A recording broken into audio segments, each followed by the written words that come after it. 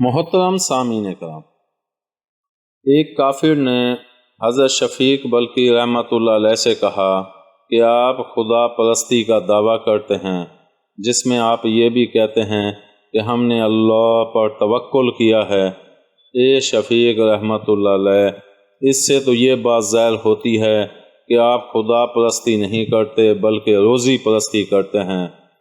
آپ نے یہ سن کر اپنے مریدوں سے فرمایا، یہ بڑی نصیحت ہے، اسے لکھ لو۔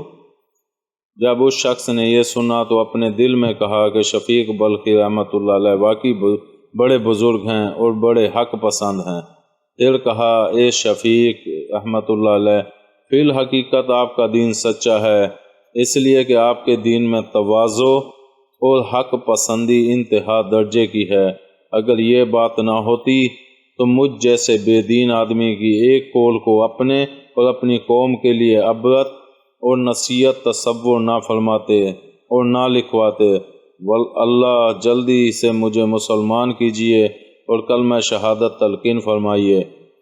آپ رحمۃ اللہ علیہ نے اسے مسلمان کیا اور فرمایا کہ اسلام کی تعلیم یہ ہے کہ اگر سچا موتی کسی مولی میں بھی پڑا ہوا ہو دیکھے تو اسے اٹھا کر دھولے اور حفاظت سے اپنے پاس رکھے۔